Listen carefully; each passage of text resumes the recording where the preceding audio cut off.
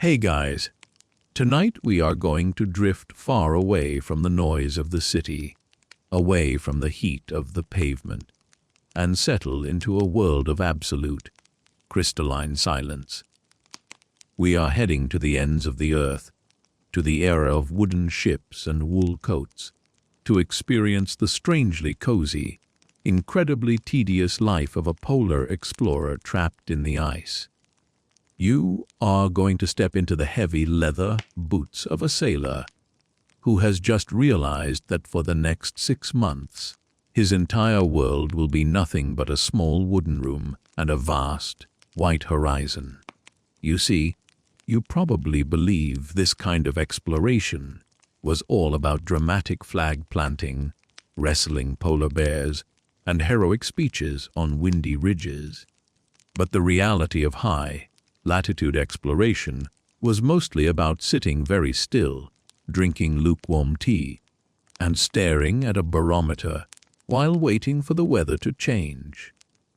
It was 90% aggressive boredom and 10% frantic shoveling. It is a slow, methodical existence where the biggest event of the week might be a change in the wind direction or the discovery of an extra tin of biscuits. Before you get too comfortable and possibly fall asleep halfway through, tap like and subscribe, but only if you genuinely enjoy this odd mix of boredom and history. It keeps the channel alive and the stories just sleepy enough to help you drift off again next time. I always love seeing where you are drifting off from, so go ahead and drop your location and the local time in the comments. It is always comforting to know that while we are talking about the freezing polar night, someone is listening from a warm bedroom in a totally different time zone. Now, dim the lights, let the world outside grow quiet, and turn on a fan if you like that soft, steady hum in the background. Let your shoulders loosen and your breathing slow.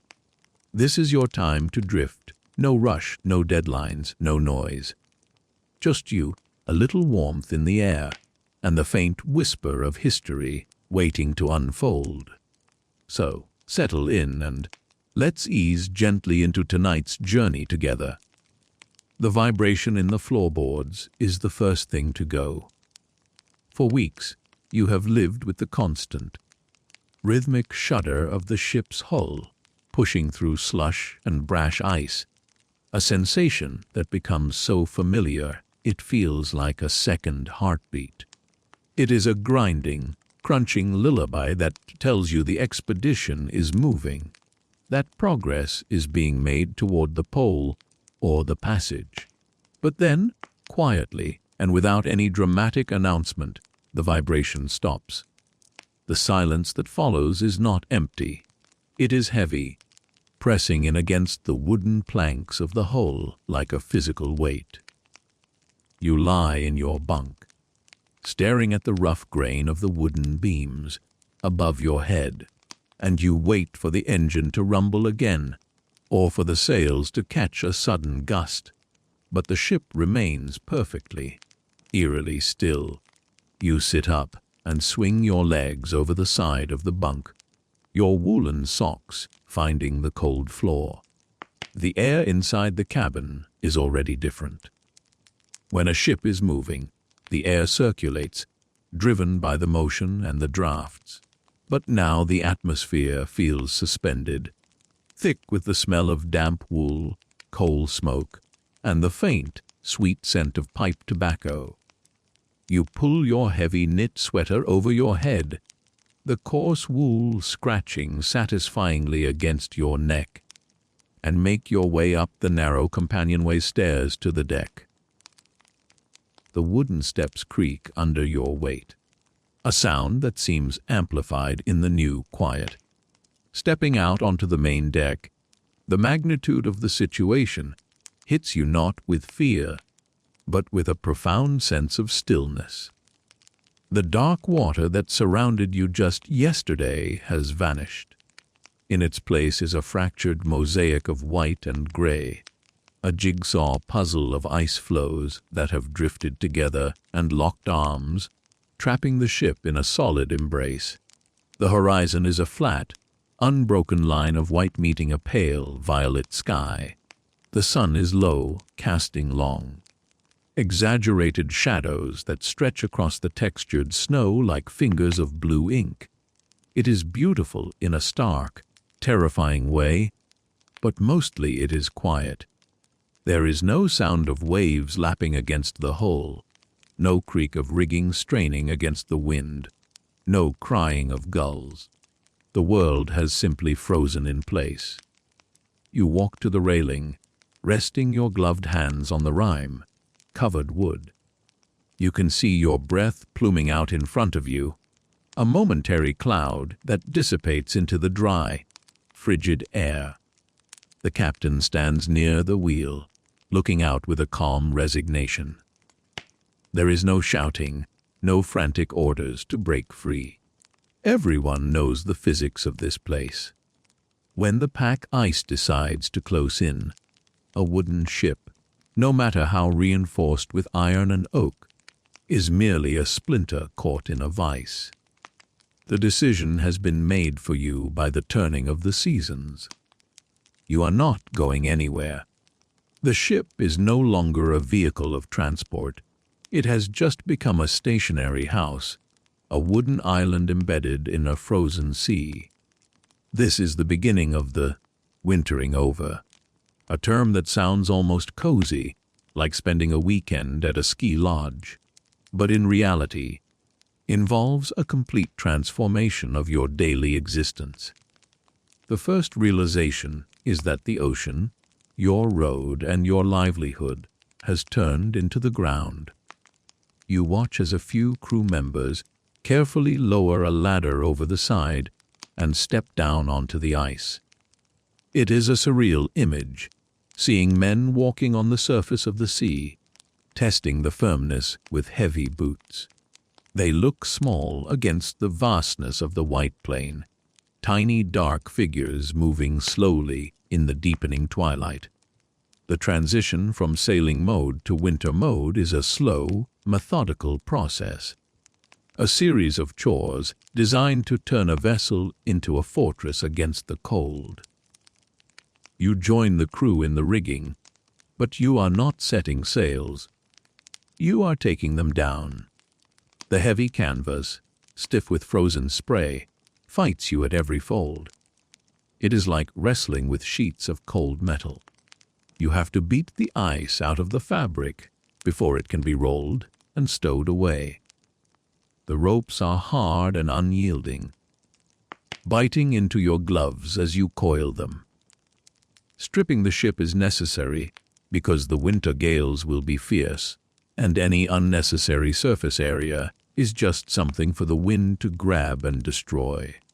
It feels odd, dismantling the very things that give the ship its life, leaving the masts bare and skeletal against the sky. Historians still argue whether the psychological impact of this sudden confinement was more dangerous than the physical cold, suggesting that the abrupt shift from the dynamic action of sailing to the static monotony of waiting was the true test of an explorer's mettle. You can feel that shift already. The adrenaline of the voyage is fading, replaced by the heavy realization of time. You have nowhere to go. The miles of open ocean you crossed are now just a memory, and your universe has shrunk to the 100 feet of deck and the surrounding chaotic landscape of ice hummocks. As the days pass, the work continues with a rhythmic plodding. You spend hours building a roof over the main deck. It creates a strange, sheltered tunnel, turning the open deck into a long, enclosed hallway. You use spare spars, canvas, and whatever lumber is available to construct this awning. It protects the deck from the heavy snows to come and traps a layer of air that helps insulate the cabins below. Once the roof is up, The light on the deck changes. It becomes a permanent twilight, a dim, shadowed space where lanterns are needed even at midday. It feels like living inside a massive attic, cluttered with crates and equipment, sheltered from the biting wind, but never quite warm. One of the most counterintuitive tasks you are assigned is to shovel snow against the ship. You spend an entire afternoon with a heavy wooden shovel, digging into the drifts that have formed around the hull and piling the snow high against the ship's sides. It feels ridiculous, banking your home in the very substance that represents the freezing cold you are trying to escape. But snow is an excellent insulator. By burying the lower hull in a thick blanket of white, you are sealing the ship against the drafts and keeping the temperature inside slightly more stable. The snow walls rise higher and higher until the ship looks less like a vessel and more like a gentle hillock in the ice field. A mound of white with masts protruding from the top like bare trees. The cold is not just a temperature here. It is a physical presence that invades every corner of your life. It finds its way through the smallest cracks in the planking. Inside the ship, you notice the moisture from your breath and the cooking pots condensing on the metal bolt heads that hold the beams together. These bolts conduct the outside cold straight through the wood, and the moisture freezes instantly upon contact. Within a few days, every iron bolt head in the ceiling is capped with a perfect white mushroom of ice. It creates a strange, decorative polka dot effect on the ceiling, a beautiful but chilling reminder that the warmth of the stove is fighting a losing battle against the Arctic atmosphere. You learn to move differently. On deck, the wood is treacherous, coated in a thin, invisible layer of verglas. You adopt a shuffling walk, keeping your center of gravity low, sliding your boots rather than lifting them. Below decks, the space feels smaller now that everyone is inside.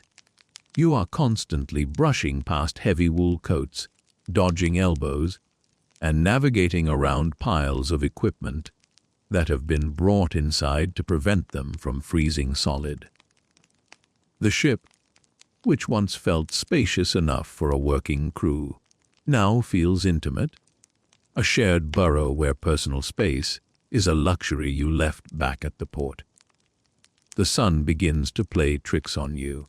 It no longer rises high in the sky, but skims along the horizon, a lazy golden disk that barely bothers to illuminate the world before dipping back down. The days shorten with alarming speed.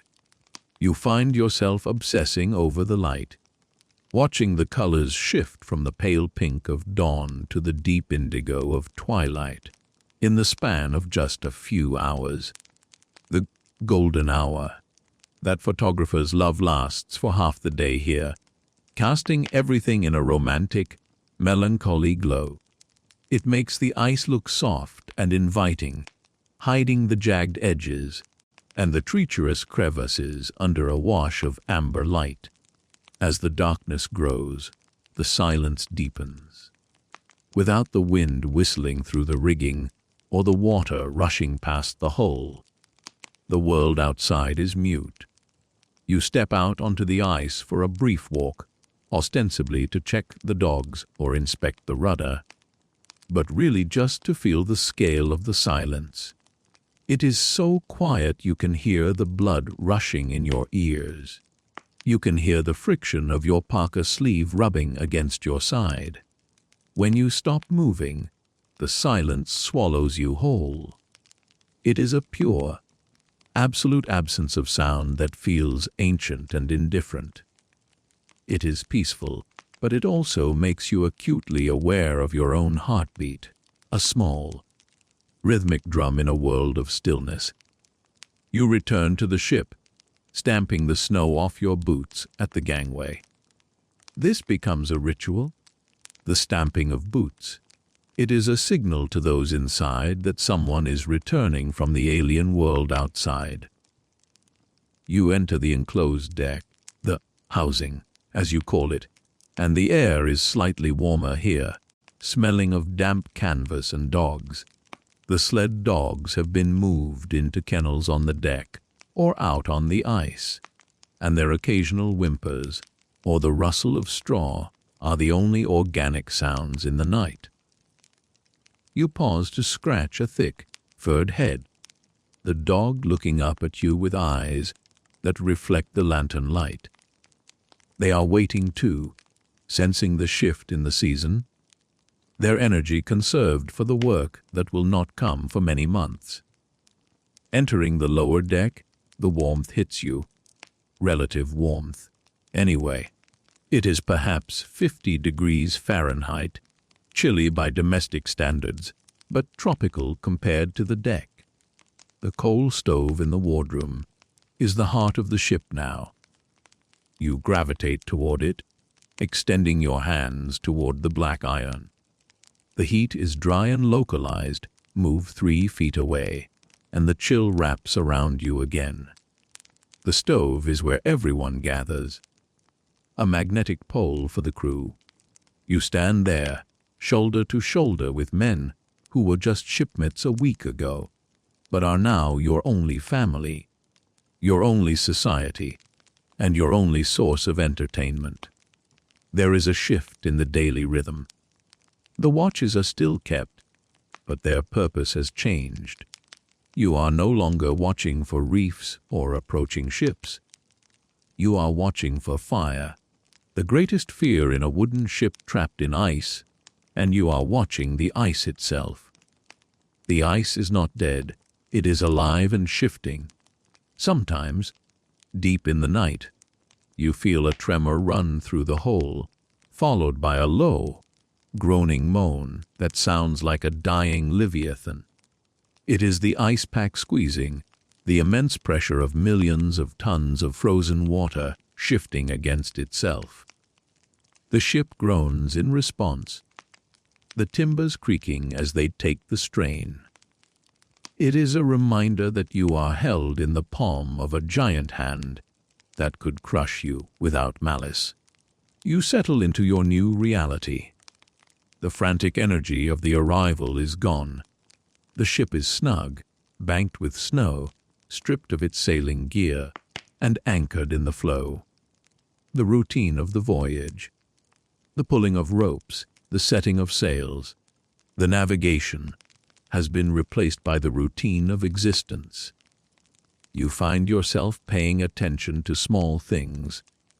The way the condensation creates fern, like patterns on the glass of the skylight, the specific texture of the oatmeal in the morning, the number of steps it takes to walk from the bow to the stern.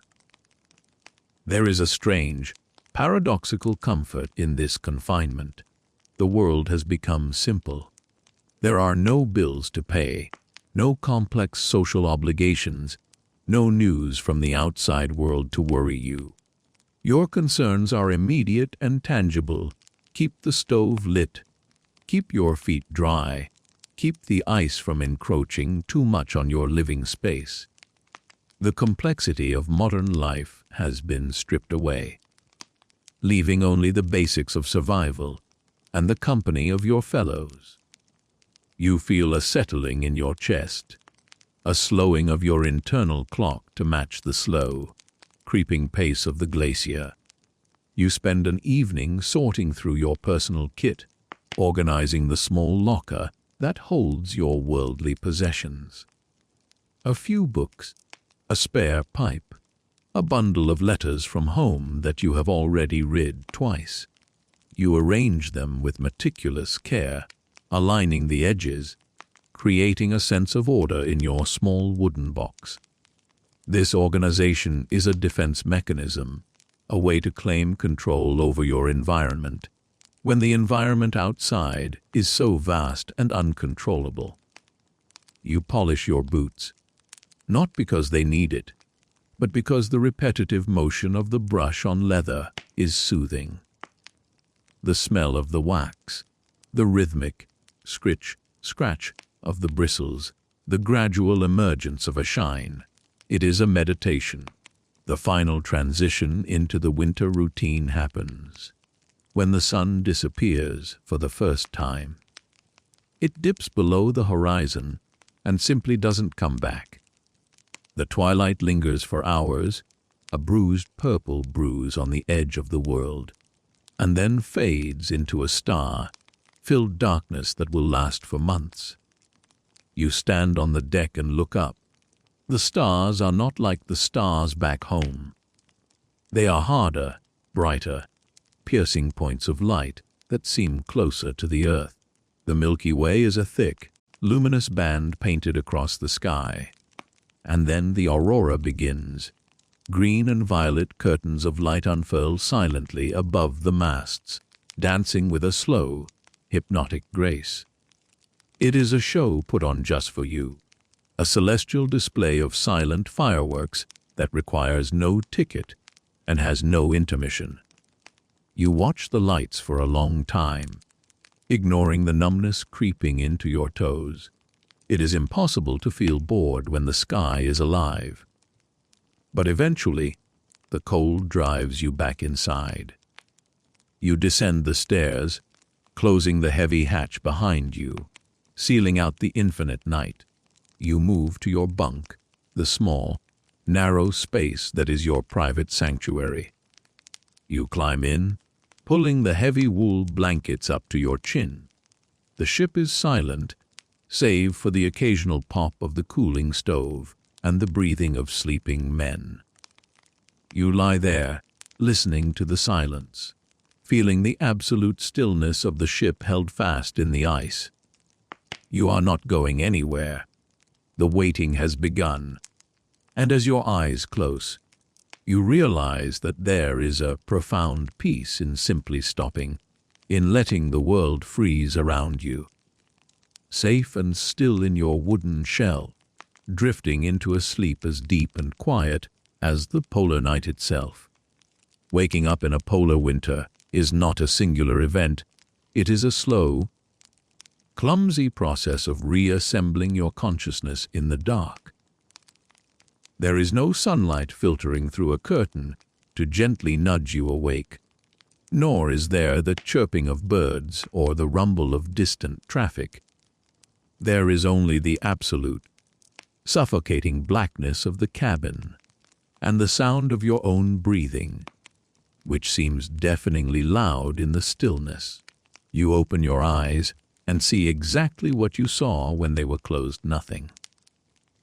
For a moment, you lie there, suspended in the void, unsure if it is 3 in the morning or 3 in the afternoon. In the 24-hour darkness of the high latitudes, time feels like an abstract concept, a set of numbers on a clock face that has lost its connection to the rhythm of the world. The first physical sensation you register is the localized warmth of your own body trapped within the sleeping bag. It is a humid, swampy kind of heat, a microclimate you have generated over the last 8 hours. It feels safe, a small island of life in a universe of frozen entropy. But then you shift your leg, and your foot brushes against the bottom of the bag, which has gone cold during the night. The shock travels up your spine, a reminder that the warmth is finite and surrounded by an ocean of freezing air. You instinctively curl into a tighter ball, pulling your knees to your chest, trying to preserve the precious heat for just a few minutes longer. You reach a hand out from the opening of the bag to fumble for a matchbox. Your fingers are stiff, the knuckles swollen and clumsy with the cold. The air in the cabin hits your exposed skin like a physical slap, a dry, biting chill that seems to suck the moisture right out of your pores. You find the box, strike a match, and the sudden flare of sulphurous light is blinding. You light the candle stuck in a pool of its own wax on the small shelf beside your head. The flame starts small, struggling against the heavy, oxygen-poor air, before stabilizing into a steady yellow tear. The light reveals your world, a wooden box roughly the size of a large coffin. This is your bunk. The wood is dark, polished by the friction of your body and darkened by the smoke of oil lamps. But the most striking feature is the ceiling just a few feet above your face. It is sparkling. During the night, the moisture from your breath has risen, hit the freezing timber of the ship's hull, and crystallized into a delicate, glittering forest of hoarfrost. It looks like the inside of a geode, beautiful and fragile. If you move too quickly, or if you bump the beams, this frost will detach and rain down on your face as a fine, freezing powder. So, your morning begins with a moment of extreme caution. A slow, hydraulic movement to avoid bringing the weather indoors. This brings you to the first chore of the day, a ritual that is unique to this frozen existence, the scraping of the bunk. You reach for a small wooden scraper, or a stiff brush kept specifically for this purpose. You have to remove the frost from the walls and ceiling of your bunk before the cabin warms up, relatively speaking, and the ice turns to water. If you skip this step, the heat from the galley stove later in the day will melt the frost, and your bedding will become damp. In the polar regions, dampness is the enemy. Damp wool does not insulate, it sucks heat away from the body. So, you meticulously scrape the ice crystals into a small tin cup. The sound of the scraper on the wood, a soft, rhythmic scratching that joins the chorus of other men doing the exact same thing in their bunks nearby. Historians still argue whether the British naval tradition of rigid cleanliness and daily inspection, even in these impossible conditions, was a psychological anchor that kept crews sane, or a waste of precious calories that contributed to their fatigue. But as you carefully collect the shavings of your own frozen breath, you feel a strange satisfaction in the task. It is a small victory over the elements, a way of maintaining order in a chaotic environment. You dump the cup of ice into a slop bucket on the floor, the crystals making a faint hiss as they hit the metal. Now comes the part you have been dreading since you opened your eyes, getting out of the bag. There is no graceful way to do this. You have to unzip or unbutton the heavy cover, breaking the seal of warmth you have cultivated all night. You take a deep breath and throw the flap back. The cold air rushes in, heavy and immediate. You sit up quickly, swinging your legs over the side of the bunk, your feet searching for the mat of woven rope or canvas on the floor. Stepping directly onto the bare wood planks is out of the question. The wood is cold enough to burn the soles of your feet. You are wearing your night gear, which is simply the inner layer of your day gear. In the early days of polar exploration, men often slept fully dressed to save warmth, but hygiene dictates that you strip down at least a little. You are clad in a suit of heavy woolen underwear, a garment that covers you from ankles to wrists. It is itchy, beige, and smells faintly of lanolin and unwashed humanity. This is your second skin. You likely haven't taken it off completely in weeks, and you won't take it off for weeks more. It has become a part of you, a felted extension of your epidermis. The process of dressing is an exercise in engineering. You are not just putting on clothes.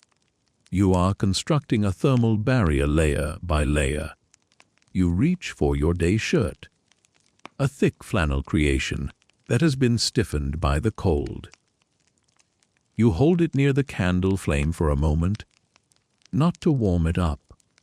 That would take hours, but just to take the psychological edge off the frost. You pull it over your head, gasping involuntarily as the cold fabric touches your back. The flannel feels like sandpaper for the first few minutes until your body heat softens the fibers. Next comes the trousers. These are made of heavy moleskin or thick wool pilot cloth. They are stiff and unwieldy, standing up on their own like hollow ghosts until you force your legs into them. The material is so dense it feels like you are wearing carpet. Fumbling with the buttons is a trial. Your fingers are still numb, and the buttons are small, metal, and freezing cold. You struggle with the fly, the braces, the waist fasteners, performing a clumsy dance in the narrow space between the bunks. Every movement is slower than it would be back home. The air itself seems to offer resistance, thick and reluctant. Then comes the sweater, or jumper, as the British crew calls it. This is a massive, cable, knit affair, often made by a mother or wife back home, knitted with love and anxiety. It smells of wet dog and coal smoke. You pull it on, the heavy collar scratching your chin. You can feel the weight of the clothes now, a burden of several pounds, resting on your shoulders. You are beginning to resemble a spherical object more than a human being. But the most critical and time-consuming part of the morning ritual is the footwear. In the Antarctic or Arctic, your feet are your life. If they freeze, you die, or at least you lose the ability to work, which is a kind of social death on a ship where every hand is needed. You start with the socks. Not one pair, but three. First, a thin pair of soft wool to wick away moisture. Then, a thicker pair of homespun wool. Finally, a massive pair of duffel socks, felted wool boots really, that reach up to your knees. You inspect each sock religiously before putting it on. A wrinkle in the sock, a small hole, or a piece of grit can cause a blister. In the cold, a blister doesn't heal. It becomes a portal for frostbite. You smooth the wool over your foot with the care of a sculptor, ensuring perfectly even tension. It is a meditative process.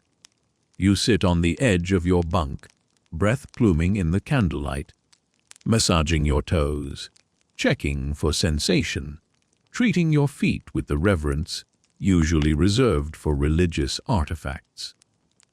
Once the socks are layered, you reach for your boots. These are not the supple leather boots of a weekend hiker. These are finnesko boots, made of reindeer skin with the fur on the outside, or heavy leather sea boots treated with grease. If you were foolish enough to leave them on the floor overnight, they are now frozen solid, hard as cast iron.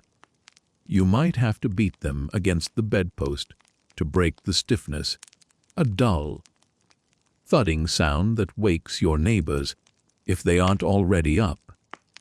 Some of the old hands sleep with their boots inside their sleeping bags, hugging the fowl, smelling leather to their chests all night just to keep them pliable.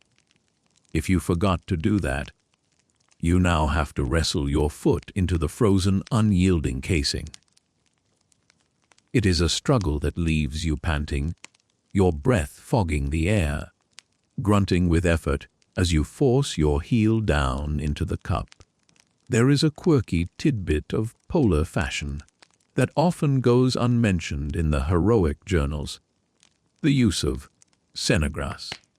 This is a special type of sedge grass, harvested in Norway, which you stuff into your boots around your socks. It acts as an incredible insulator and absorbs moisture from your sweating feet. Arranging the grass is an art form.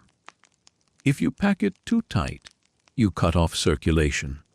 Too loose, and it bunches up, causing pressure points. You spend 10 minutes carefully teasing the dried grass into a perfect nest for your foot. A rustic, straw-filled ritual that feels strangely agricultural for a sailor. Once the boots are on and laced or tied, you stand up. You are heavy. The layers of wool, the leather, the grass, the heavy underwear. It all adds up. You feel like a deep-sea diver in a lead suit. Your range of motion is restricted. Bending over to pick up a dropped glove is a major logistical operation involving planning and heavy breathing. You do a few deep knee bends, or as deep as the trousers allow, to get the blood moving and to break in the stiffness of the knee joints in the pants. You might splash some water on your face, but probably not. Water is precious, having to be melted from ice, and washing is a low priority. A dry wash with a rough towel is often considered sufficient to scrape off the night's accumulation of grease and dead skin. Most men grow beards not for style, but because shaving in below freezing temperatures is a form of torture that no one volunteers for. The beard, however, presents its own problems. It collects moisture from your breath, which freezes into icicles. By the end of the day, you will likely have a solid block of ice attached to your chin. But for now, in the relative warmth of the cabin, the beard is just a soft, unruly mass that tickles your neck. You grab your hat, a woolen watch cap or a balaclava, and pull it low over your ears. The outfit is complete. You are now insulated, armored, and ready to face the slightly less cold air of the main cabin. You blow out the candle, plunging your small bunk space back into darkness, and step out into the narrow corridor. Moving through the ship in this gear is like navigating a submarine while wearing a mattress. You bump into the bulkheads. You brush against the other men who are emerging from their own wooden cocoons. There is a silent camaraderie in this morning clumsiness. You nod to a crewmate who is struggling with a stubborn button, a shared acknowledgement of the absurdity of your situation. You are all Michelin men, waddling through a frozen wooden world. You make your way toward the wardroom or the mess deck, drawn by the smell of the stove. The ship is waking up. The silence of the night is replaced by the sounds of the morning routine. The clatter of tin plates, the shuffle of heavy boots on wood, the coughing of men clearing their lungs of the damp air. But even with the activity, the pace is slow. The cold enforces a kind of lethargy. Sharp movements are discouraged. Rushing is impossible. You move with a deliberate, underwater slowness. As you enter the common area, you see the breath of your shipmates hanging in the air like fog. The stove is roaring, but its heat is a teasing, localized thing. If you stand right next to it, your front scorches while your back freezes. But it is the social and thermal center of your universe. You gravitate towards it, joining the circle of men rubbing their hands and stomping their feet. There is a mainstream historical fact that often surprises people. Despite the extreme cold, dehydration was a constant threat. The air in the polar regions is as dry as the Sahara Desert. All the moisture has been frozen out of it. As you stand there, waking up, you feel the thirst. Your throat is parched, your lips are cracked. The first thing you want is not food, but liquid. You eye the kettle on the stove with a predatory intensity. The simple act of waiting for water to boil becomes a central drama of the morning. You look around at your companions. They look rough. The lack of sunlight has left everyone with a pasty, yellow-gray complexion, termed polar anemia by the doctors of the time. Their eyes are puffy from the smoke and the poor sleep. Their clothes are stained with soot and grease. And yet there is a coziness to the scene.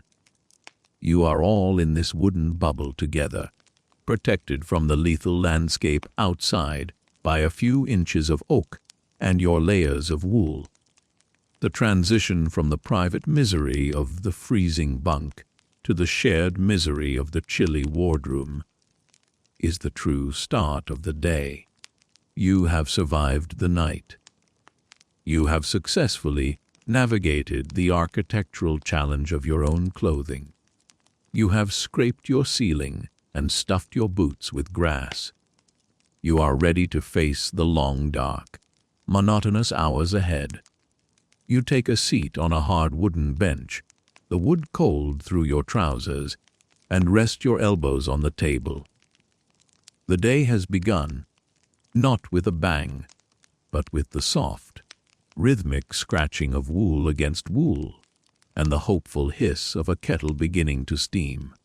The morning meal, a bowl of something hot brown, and mostly indistinguishable from the oatmeal you had yesterday, settles in your stomach like a warm stone.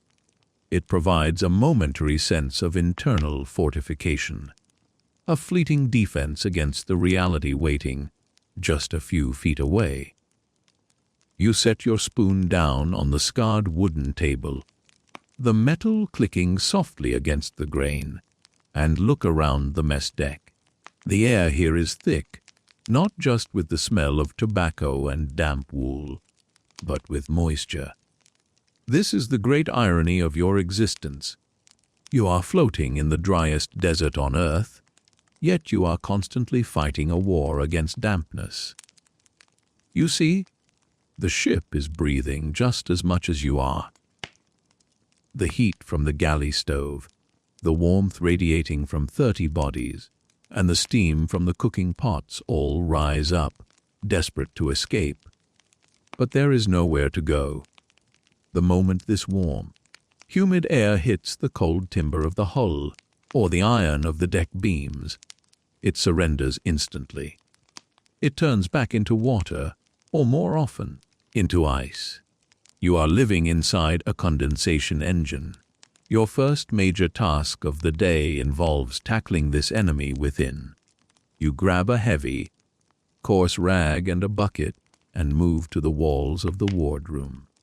It looks less like a ship's interior and more like the inside of a sugary confection. The bulkheads are coated in a thick, velvety layer of rime frost. It is strangely beautiful, glittering in the lamplight like diamond dust, but you know it is structural poison. If left alone, it will grow into thick sheets of ice, weighing down the ship and rotting the wood when the eventual thaw comes. You start wiping. It is not a gentle dusting, it is a physical scrub. The frost is stubborn, clinging to the varnish. As you wipe, the crystals melt under the friction and the heat of the rag, turning to slush that runs down your arm and soaks into your cuff. You wring the rag out into the bucket, the water gray and murky. It is a repetitive, circular motion. Wax on, wax off, but with freezing sludge. You work your way along the paneling, fighting the inevitable return of the ice. Even as you finish one section and move to the next, you can almost see the frost beginning to reform on the area you just cleaned, a ghostly white bloom reclaiming the wood. There is a quirky fringe tidbit about polar naval architecture that becomes very relevant to you right now. In an attempt to combat this condensation, some expeditions painted the interior walls of their ships with a mixture of paint and ground cork. The idea was that the rough, corky texture would insulate the wall slightly and provide a surface that wouldn't drip water as easily as smooth wood. It works to a degree, but it also means the walls feel like the tongue of a giant cat, rough, abrasive, and impossible to get truly clean. You scrub against this textured surface, the rag catching on the granules of cork, your knuckles grazing the rough paint. It is a tactile sensation that sets your teeth on edge, a dry, rasping friction in a damp world. The ceiling is the worst offender. The bolt heads, those iron conduits of cold we noticed earlier, are now dripping. You place buckets and tins at strategic points on the floor to catch the steady, rhythmic drop, drop of water. It sounds like a leaky faucet in an abandoned house, a ticking clock of moisture. Navigating the cabin requires a subconscious map of these drip zones. You learn to dodge a sudden splash of cold water down the back of your neck as you walk past a beam. Part of your morning routine is emptying these catch basins, pouring the gathered water into the slop bucket. You are essentially bailing out the ship, not from the ocean entering from below, but from the atmosphere condensing from above. Historians still argue whether the obsessive sealing of the ships by early explorers did more harm than good. They caulked every crack, felted every door frame, and piled snow over the hatches to keep the heat in. But in doing so, they trapped the humidity and the carbon dioxide, creating a stale, damp fog that permeated everything. Some argue this lack of ventilation contributed to the lethargy and sickness of the crews, poisoning them slowly with their own exhaled air. You can feel the weight of that air now. It is heavy in your lungs, lacking the crisp bite of oxygen. It makes you yawn, not from tiredness, but from a subtle suffocation. But you cannot stay inside scrubbing condensation all day.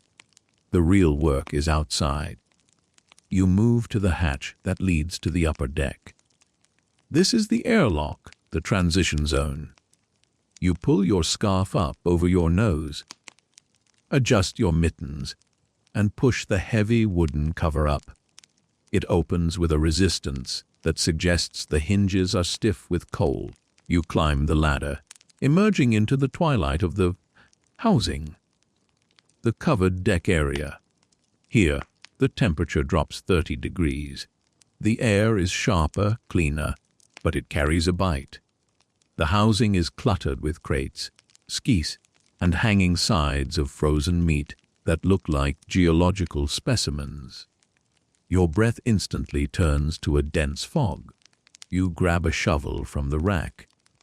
These are not the lightweight plastic snow shovels of modern suburbia. They are heavy tools with ashwood handles and iron blades built to move heavy loads. You step out from the shelter of the housing onto the open ice. The wind hits you first.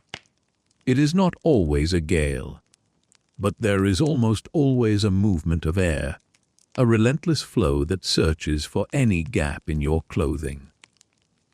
You look at the ship. It is transformed. The vessel that once cut through the waves is now a white mound, a gentle hillock rising from the flow. The snow you shoveled against the sides last week has hardened into a rampart, but the wind has scoured parts of it away and deposited fresh drifts in places you don't want them. Your job today is banking up. You walk to a pristine patch of snow near the ship. The snow here is not soft and fluffy. The wind packs it down until it has the consistency of styrofoam or weak concrete. When you thrust the shovel into it, it doesn't slide in silently. It makes a dry, crunching sound as the metal blade cuts through the packed crystals. You have to use your boot to drive the shovel deep, kicking the back of the blade. You lift a block of snow, It comes up in a solid chunk, not loose powder, and carry it to the side of the ship. You stack it against the hull, building a wall of white bricks. This is the insulation that keeps the lower decks from freezing entirely. It is satisfying work in a primitive way. You are building a fortress. You stack the blocks, packing loose snow into the gaps to mortar them together. The wall rises, covering the portholes, burying the ship deeper into its winter hibernation. The repetition takes over. Scoop, lift, walk, scoop. Lift, walk, stack. Your mind disconnects from the task. You fall into a trance, a rhythmic swaying of the body. You focus on the sound of the shovel, the feel of the wood handle wearing against your leather mitten, the sight of the white blocks piling up. It is the boredom of the laborer, a mindless exertion that burns calories and keeps the blood moving. If you stop, you freeze. So you don't stop. You become a machine, a snow-moving automaton in a landscape of white. But the snow is not just a construction material. It is an invader. The wind creates drifts that block the gangway and bury the kennels. You move to the leeward side of the ship, where a massive dune of snow has formed overnight, swallowing the entrance to the storehouse. You have to clear it. You dig into the drift, tossing the snow downwind. The wind, possessing a malicious sense of humor, often catches the shovel, load you just threw, and blows a portion of it right back into your face. You squint against the stinging particles, tiny ice daggers that prick your exposed skin around the eyes. You learn to throw low, to use the wind, to work with the elements rather than against them. There is a mainstream historical fact that is hard to visualize until you are standing here, holding a shovel. Snow in the extreme cold acts more like sand than water. It is dry, abrasive, and flows like fine grit. When the wind blows hard, the snow doesn't fall from the sky. It streams horizontally across the surface, a knee-high river of white smoke. You are standing in this river, your boots vanishing in the flow. If you drop a tool, it disappears in minutes, buried by the shifting sands of the Arctic. After an hour of shoveling, you are sweating. This is dangerous. Sweat in the polar regions is a precursor to hypothermia. If your inner clothes get wet, they will freeze the moment you stop moving. So you have to regulate your pace. You work slowly, deliberately, trying to generate just enough heat to stay warm, but not enough to perspire. It is a delicate biological balancing act.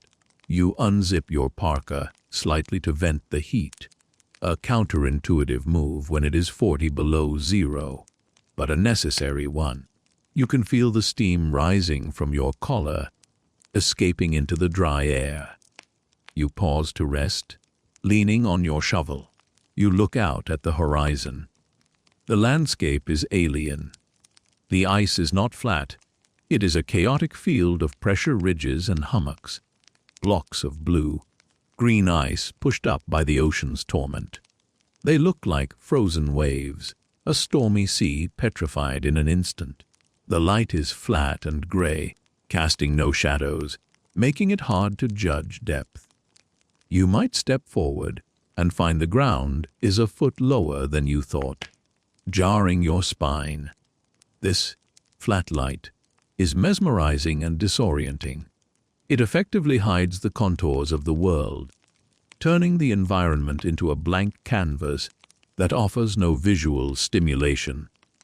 You return to the work. Now you are clearing the deck itself. The housing roof protects most of it, but snow still finds a way in, drifting through the cracks and piling up in corners. But worse than the snow is the ice.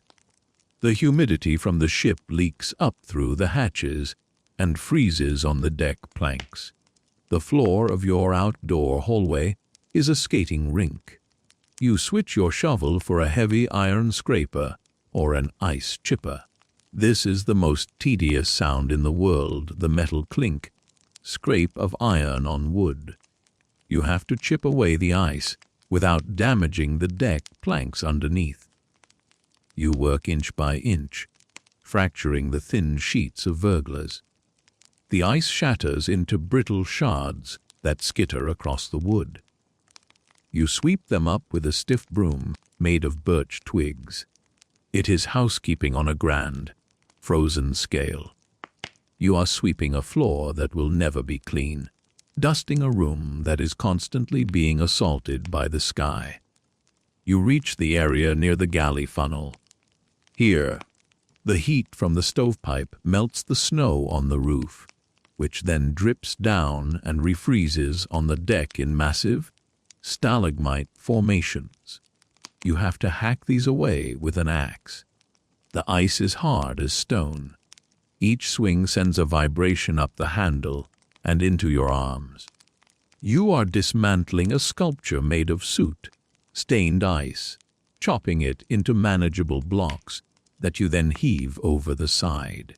You watch them tumble down the snow bank and slide onto the sea ice, returning the water to its source. As you work, you notice the dogs watching you. They are chained out on the ice or in their boxes, curled into tight balls with their tails over their noses. They look like furry boulders. Occasionally, one lifts a head to watch your strange, bipedal activity, then sighs and goes back to sleep. They are the masters of waiting. They know that wasting energy on movement is foolish.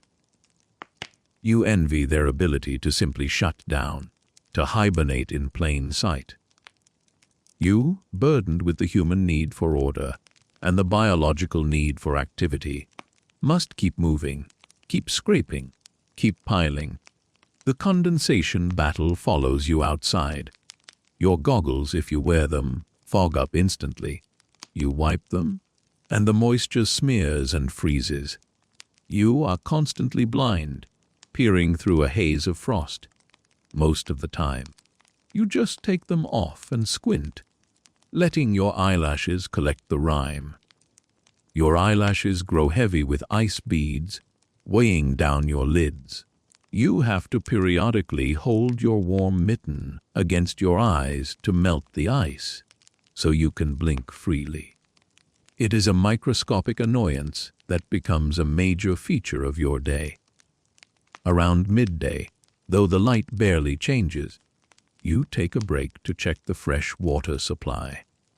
In these conditions, water is a mineral you have to mine. You walk to a designated clean patch of snow or a freshwater ice hummock identified earlier.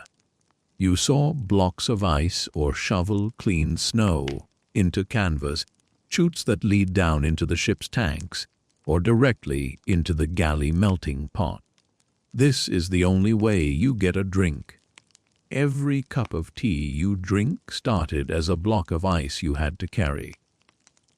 You have a heavy block onto your shoulder, the cold burning through your coat. You carry it to the chute and slide it down. It rumbles into the bowels of the ship, a donation to the insatiable thirst of the crew and the boilers. The wind begins to pick up as the afternoon wears on. You watch your work being undone in real time. The path you just shoveled is already collecting a fine dusting of fresh powder. The wall you built against the hull is being sculpted by the wind, the sharp edges rounded off, the gaps filled in. It feels futile, a Sisyphean task of moving water from one place to another, only to have nature move it back. But you keep going because there is nothing else to do. The work is the clock. When the task is done, the day is done. If you stop, you are left with the silence and the waiting. Your muscles ache, a dull, low, level throb in your lower back and shoulders. It is a good ache, a sign of life. It reminds you that you are a physical being in a physical world, not just a ghost haunting a frozen ship. You bang the snow off your shovel, a sharp, ringing sound that dies instantly in the vast quiet. You lean the tool against the rack, its metal blade shining from the abrasion of the snow. You look at your handiwork. The deck is relatively clear. The ship is banked high with protective snow. The ventilation cowls are free of ice. It is a temporary victory, a fragile order imposed on chaos. You know that tomorrow morning you will wake up and do it all again. The ice will return to the wardroom walls. The snow will drift over the gangway. The condensation will drip from the bolts. But for now, for this one moment in the twilight, the ship is ship-shape. You turn back towards the hatch, the cold finally penetrating your layers, chilling the sweat on your back. You anticipate the rush of warm, damp, foul-smelling air that will hit you when you open the door. You are ready to go back into the burrow. You grasp the handle of the hatch, ready to descend from the stark, clean purity of the ice back into the dark, human humidity of the waiting room.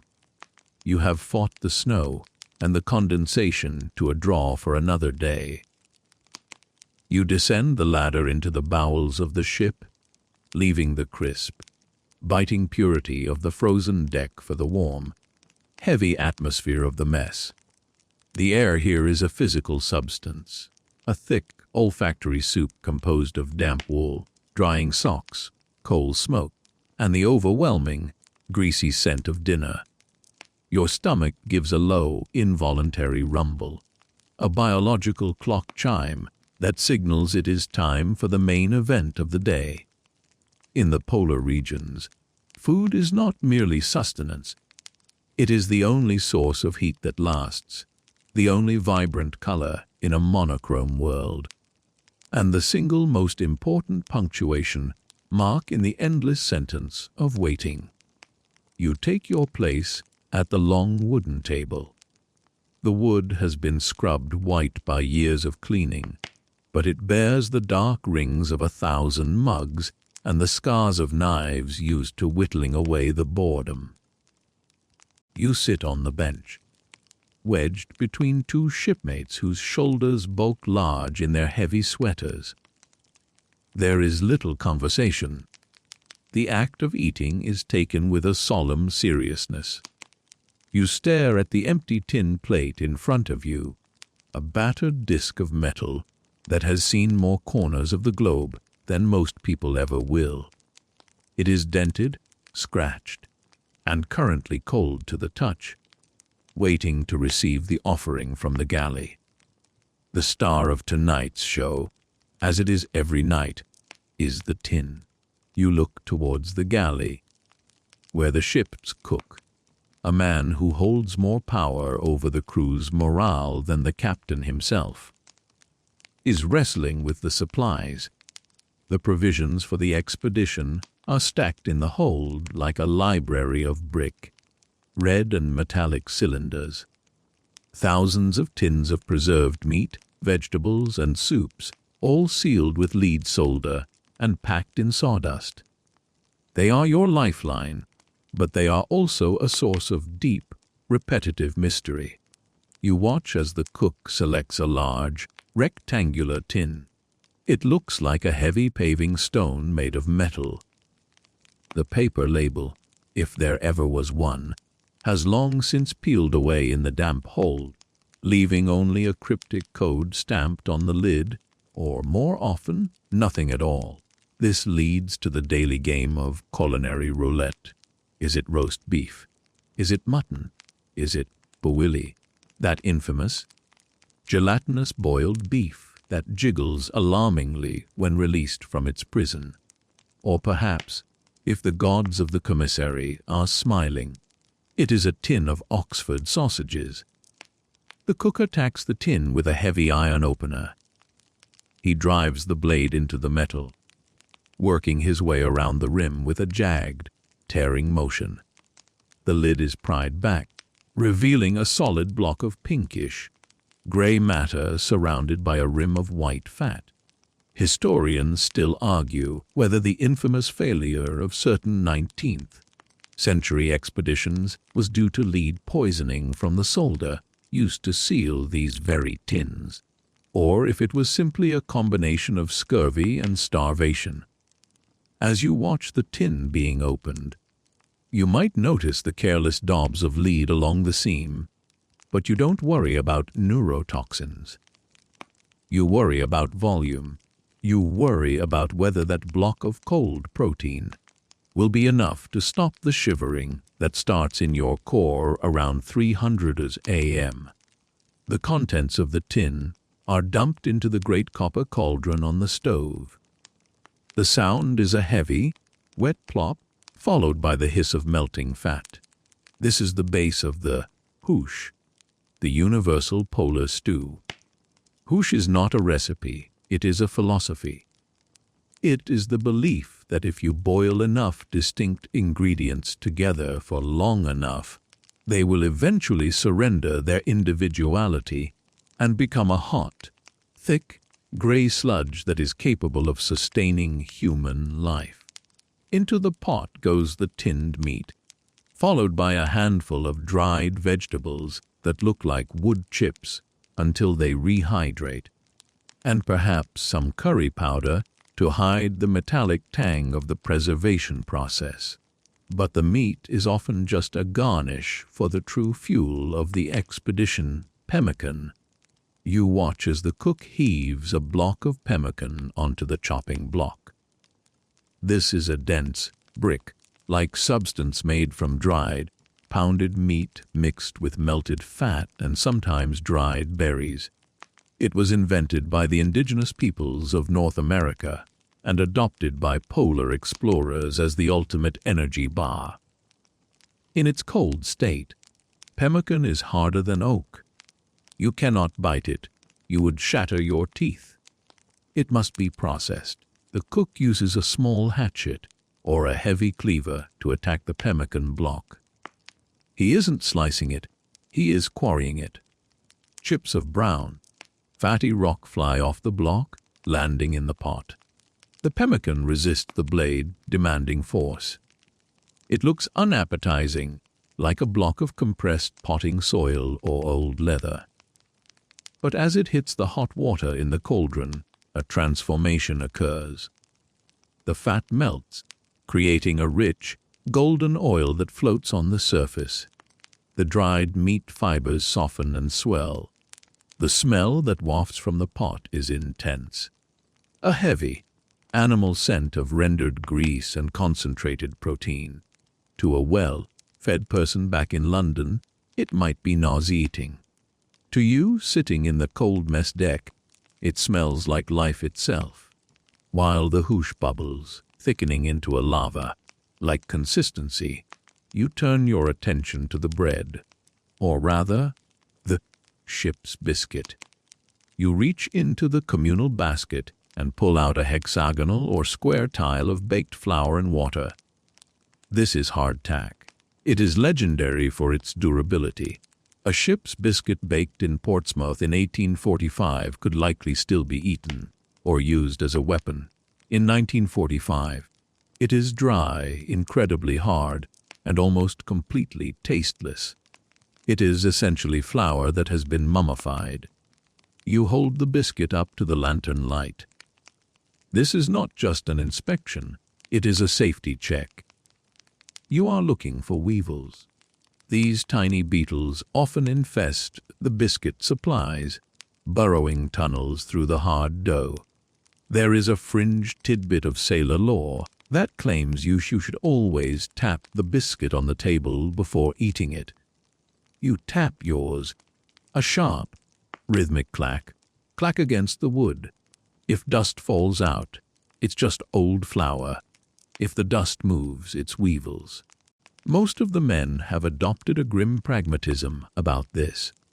In the dark, a weevil is just a little bit of extra fresh protein.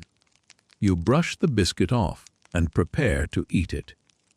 You cannot simply bite a ship's biscuit. That is a rookie mistake that leads to broken molars and dental emergencies in a place where the dentist is the ship's carpenter with a pair of pliers. You have to negotiate with the biscuit. Some men wrap it in a cloth and smash it with a marline spike, reducing it to crumbs that can be stirred into the hoosh. Others, the patient ones, hold it in their mouths, letting their saliva slowly erode the edges like the sea wearing down a cliff. But the most common method is the soak. The cook ladles the steaming hoosh onto your plate. It is a thick, brown porridge with lumps of mystery meat and islands of yellow fat. You take your biscuit and submerge it in the stew. You press it down with your spoon, watching the bubbles rise as the dry, thirsty pores of the bread drink in the gravy. You have to time this perfectly. Too short, and the center remains a rock. Too long, and it disintegrates into mush. You wait, watching the steam rise, warming your face. This waiting is the final act of patience in a day defined by it. When you finally take a spoonful, the taste is overwhelming and underwhelming at the same time. It tastes of salt, of fat, of burnt flour, and of tin. It is heavy. You can feel it landing in your stomach, a hot weight that radiates warmth outward towards your extremities. You eat slowly, scraping the spoon against the metal plate. The sound of 30 men scraping plates creates a strange, industrial percussion in the quiet room. There is no gourmet appreciation here. You are refueling a furnace. You need 4,000 to 5,000 calories a day just to maintain your body temperature in this climate. And this greasy, heavy meal is the only way to get them. There is a distinct lack of fresh elements. No crisp lettuce, no snapping apples, no juicy oranges. The absence of crunch is something you feel acutely. Everything you eat is soft, boiled, stewed, or mushy. Your jaw muscles ache for something to tear, something with texture. The only crunch comes from the occasional crystal of ice that fell into the pot or a piece of biscuit that didn't quite soak through. Then there is the lime juice. The specter of scurvy hangs over every polar expedition like a silent fog. To combat it, you are issued a daily ration of lime or lemon juice. It is usually preserved with rum or alcohol, stored in glass carboys. You drink it obediently, though it is often bitter and metallic. There is a mainstream historical fact that complicates this ritual. By the late 19th century, the medical understanding of scurvy was actually regressing. The process of preserving the lime juice often destroyed the vitamin C, and some experts began to believe scurvy was caused by tainted meat rather than a deficiency. So, you might be dutifully drinking your juice, grimacing at the sour taste, while still slowly losing the collagen that holds your teeth in your gums. But for now, it is just another liquid to wash down the fat. As the meal progresses, the silence of the mess deck softens. The food has done its work. The shivering stops. The mood lifts slightly. This is the digestive hour, a time of relative contentment. You lean back against the bulkhead, nursing a mug of tea. The tea is strong, dark, and sweet. You use condensed milk, a thick, syrupy substance that comes in tins. It is so sweet it makes your teeth ache, but in the bitter cold, your body screams for sugar. You stir the thick milk into the tea, watching it swirl into caramel clouds. This mug of tea is your luxury, your comfort, your hand warmer. The conversation turns, inevitably, to food. It is a form of masochism.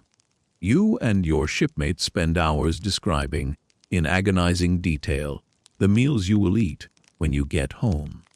You talk about roast duck with crispy skin, about fresh strawberries with clotted cream, about hot, crusty bread with cold butter. You hallucinate banquets. You describe the exact texture of a peach, the way the juice runs down your chin. These food fantasies are a staple of polar life. You possess cookbooks in the ship's library, and they are read more frequently than the novels. You lie in your bunk and read a recipe for beef Wellington, savoring the adjectives, tasting the words.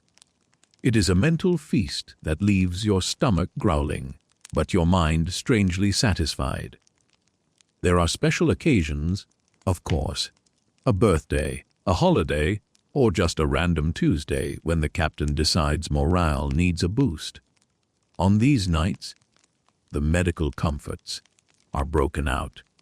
This might mean a tin of peaches, a jar of jam, or a small square of chocolate. Chocolate in the Antarctic is currency. It is gold dust.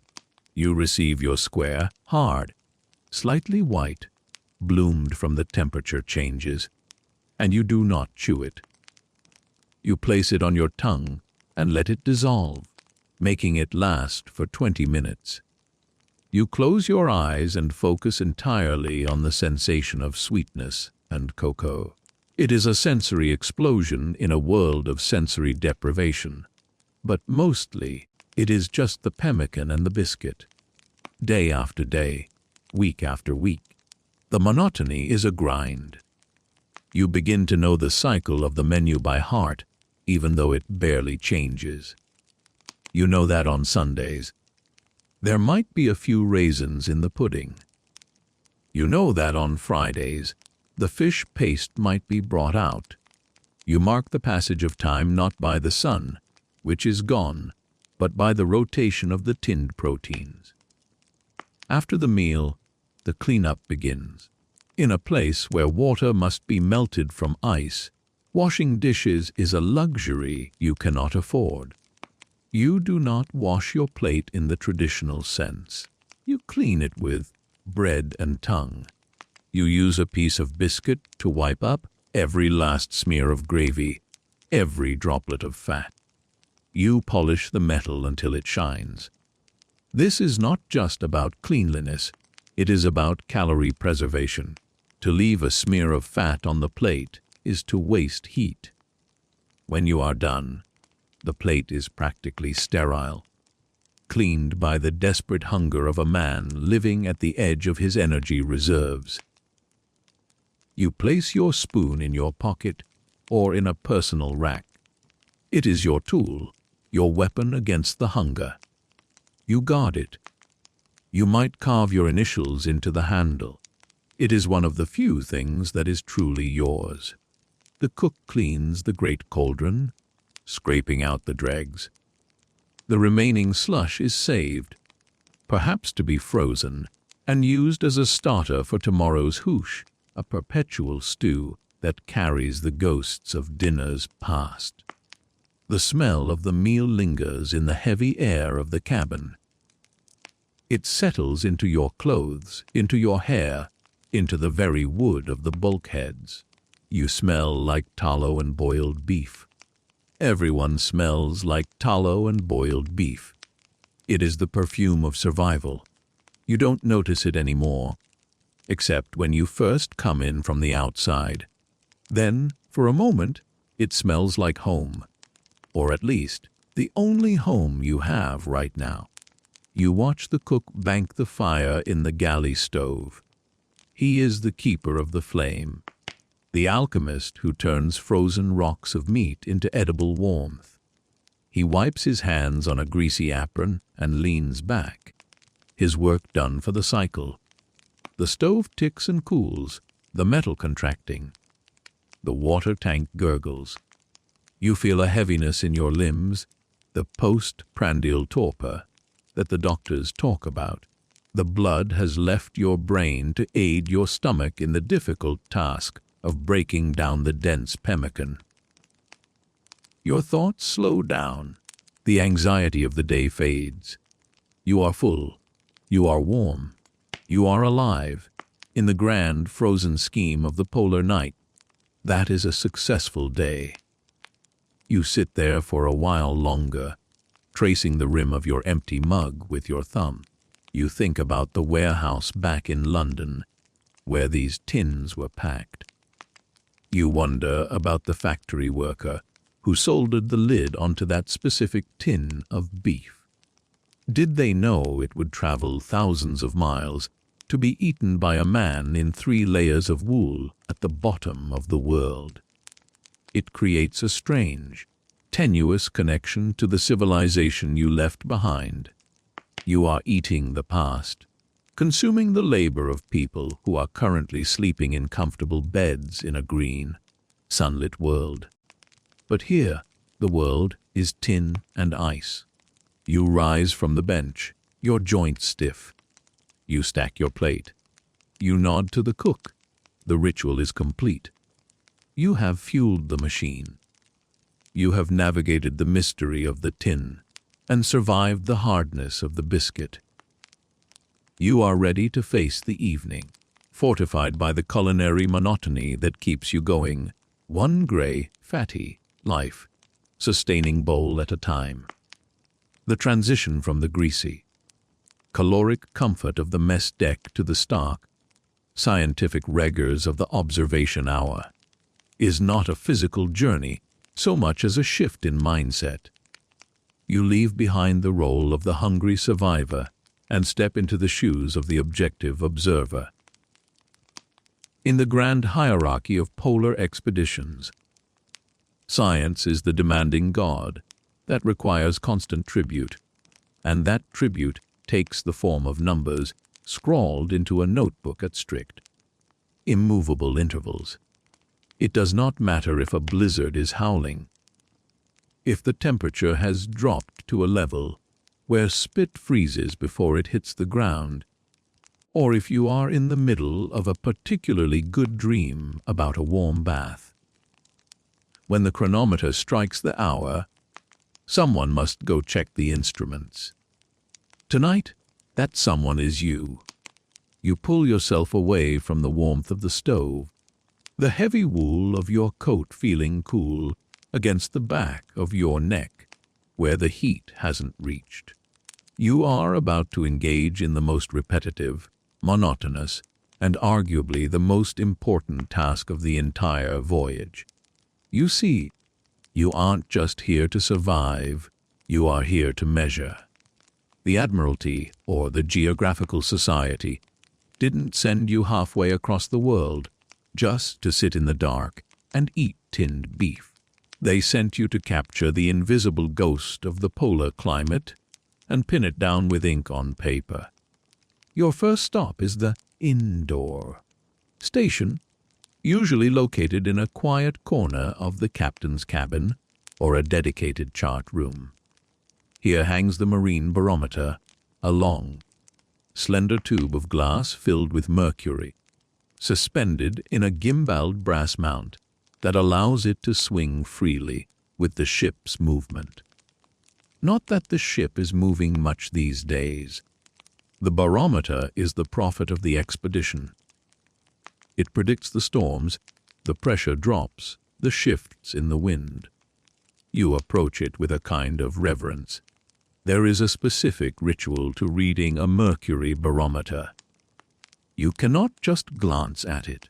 You have to tap the glass. You extend a finger and give the glass tube a gentle, firm tap. This isn't superstition, it is physics. The mercury has a tendency to stick to the glass due to surface tension, a phenomenon known as the meniscus effect. The tap breaks the tension, allowing the silver column to settle into its true position. You watch as the liquid metal jumps slightly and then stabilizes. You squint at the vernier scale, a sliding metal ruler attached to the side, adjusting it until the bottom of the slide sits perfectly tangent to the curved top of the mercury. You pull a small notebook from your pocket. The paper is soft, slightly damp from the ambient humidity. You pick up a pencil. Ink is dangerous here, prone to freezing or blotting in the cold, and record the pressure to 3 decimal places. 29.842 inches. It is a number. It is likely the same number, or very close to the number. That was recorded 4 hours ago. But you write it down with the gravity of a man signing a peace treaty.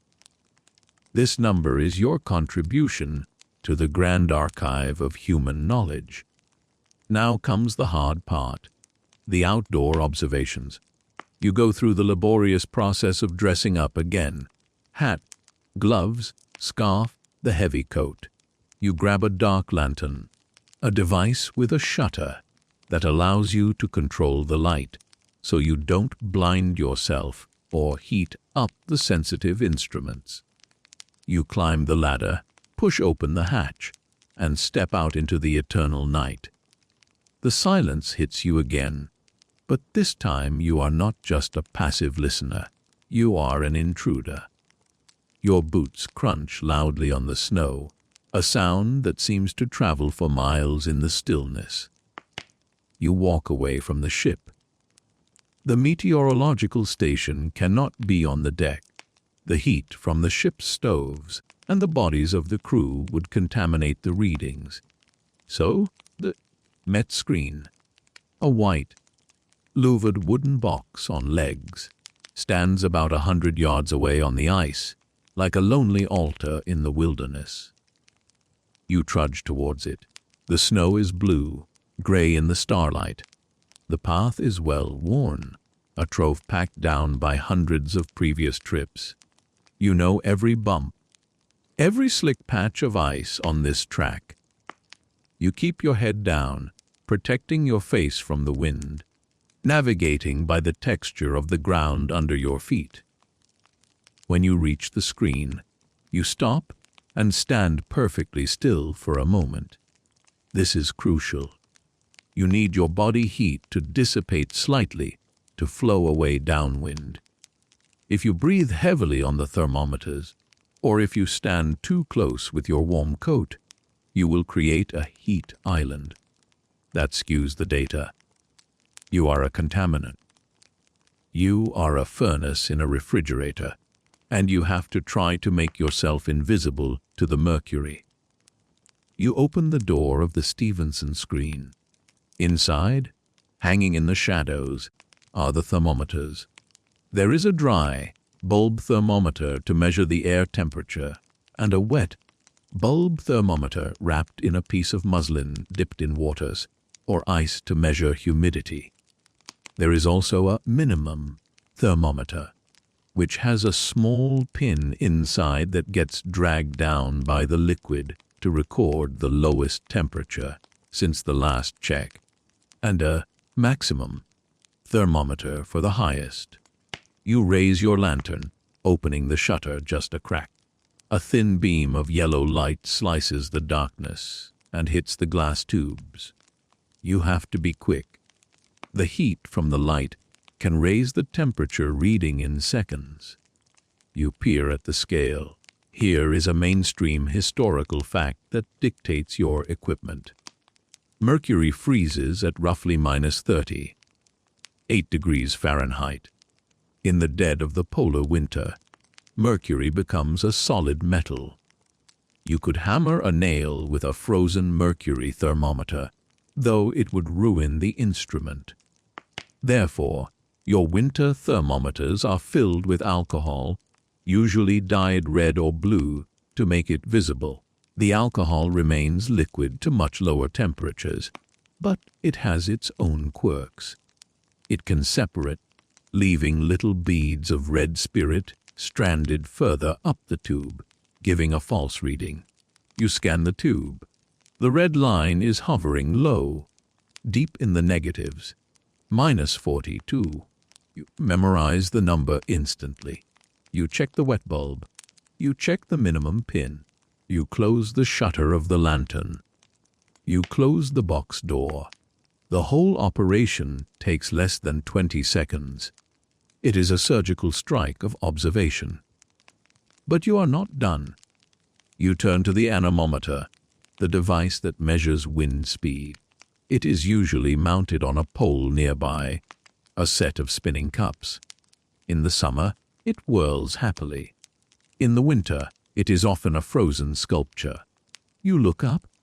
The cups are stationary, coated in a thick layer of rime ice. The wind is blowing. You can feel it biting your cheek. But the instrument is dead. You have to climb the small pole or reach up with a stick to gently knock the ice off. You tap the cups. They shudder and reluctantly begin to spin, making a dry, squeaking sound as the frozen grease in the bearings complains. You count the revolutions for a set period, or check the dial if it is a recording model, estimating the velocity. When direction is easier, you just look at the vane, or simply feel which side of your nose is going numb first.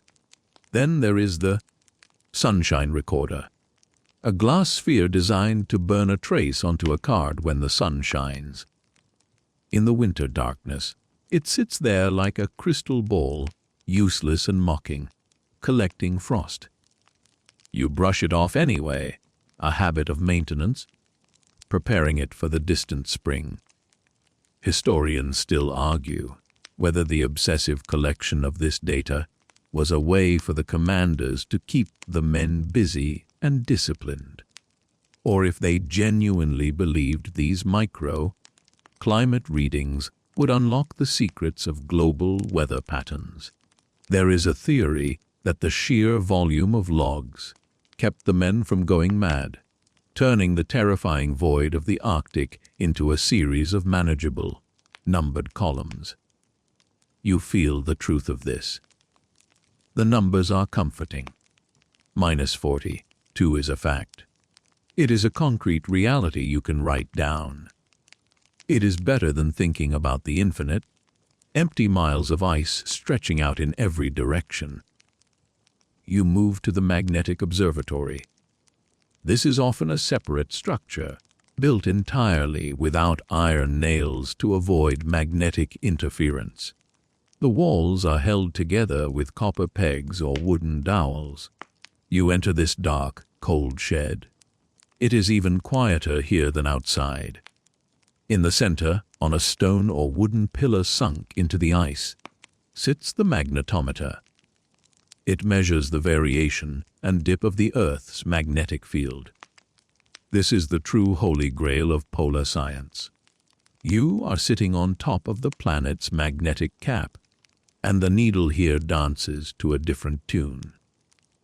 You have to be incredibly careful. You cannot have a knife in your pocket, keys, or even metal buttons on your trousers. You are demagnetized before you enter. You sit on a wooden stool, shivering, and peer through a small telescope at the suspended needle. You are watching for perturbations, tiny wiggles in the magnetic field caused by solar storms, the same storms that light up the aurora overhead. Sometime you have to do a term day.